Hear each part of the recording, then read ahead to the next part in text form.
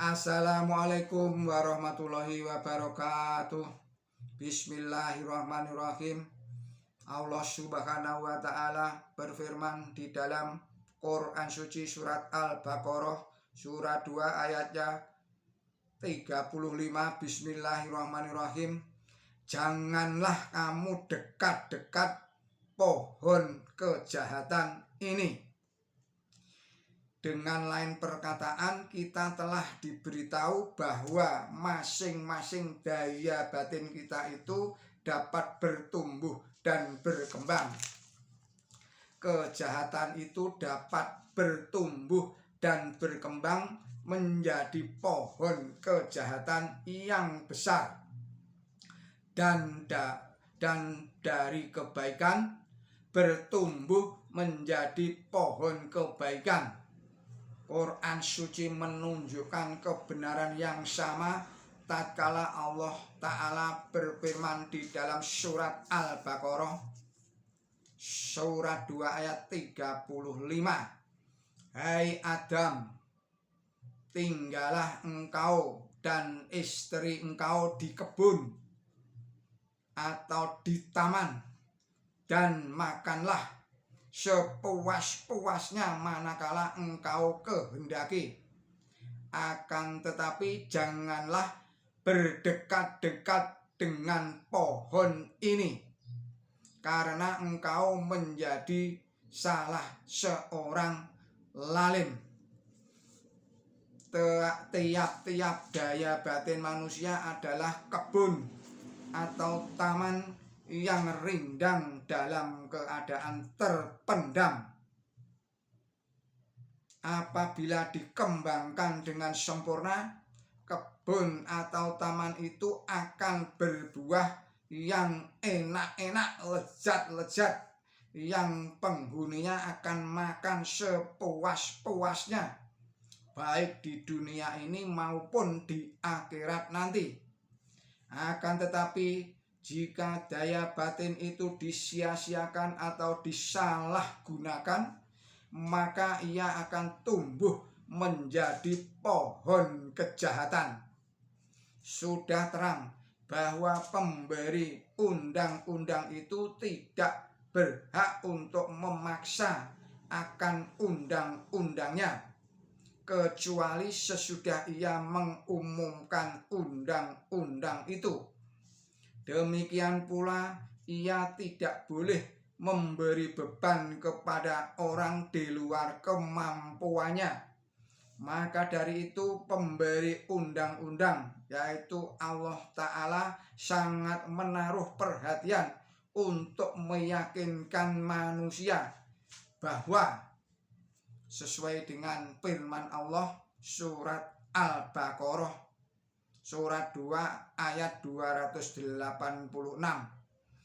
Bismillahirrahmanirrahim. Allah tidak membebankan kewajiban atas seseorang kecuali menurut kekuatannya atau kemampuannya. Baru setelah memberi jaminan tersebut itu, Allah Ta'ala memberikan undang-undang kepada kita bahwa sesuai dengan firman Allah surat Al-Baqarah 2 ayat 286, kelanjutannya yang tadi.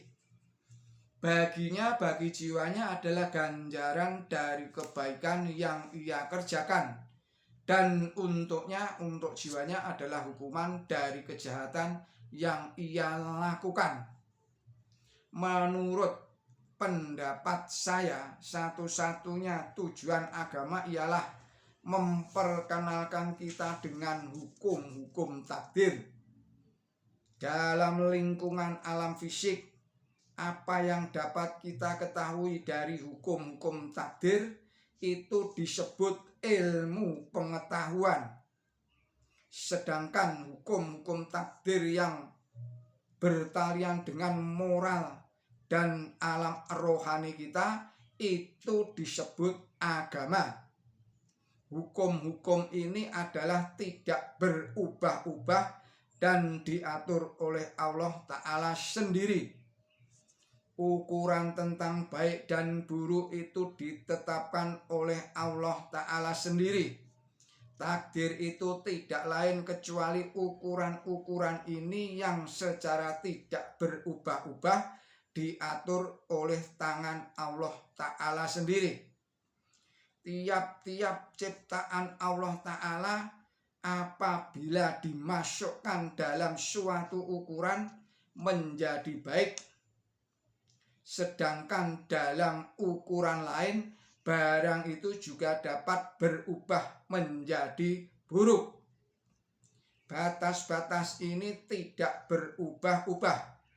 Bila mana suatu barang, apakah itu benda alam ataukah daya-daya batin manusia, digunakan dalam kadar atau ukuran tertentu, buahnya pasti sesuai dengan apa yang ditentukan oleh kehendak Allah Ta'ala.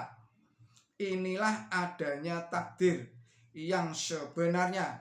Takdir tidak melarang kita untuk menggunakan secara bebas kehendak kita. Akan tetapi sekali kita menentukan pilihan, akibat-akibat yang sudah ditetapkan dan tidak berubah-ubah itu pasti akan mengikutinya. Allah Ta'ala tidak hanya menetapkan batas-batas bagi barang-barang yang akan dikerjakan saja, akan tetapi di samping itu Allah Ta'ala juga memberi penjelasan mengenai barang-barang tersebut itu, sehingga kita menjadi mampu untuk melakukan observasi yang di dalam Quran suci Allah berfirman, Bismillahirrahmanirrahim, Tuhan yang menetapkan ukuran-ukuran kemudian memberikan petunjuk yang diperlukan, terdapat di dalam surat Al-A'la surat 87 ayatnya 3. Demikian kajian dari Khawaja Kamaluddin. Billahi taufik wal hidayah. Wassalamualaikum warahmatullahi wabarakatuh.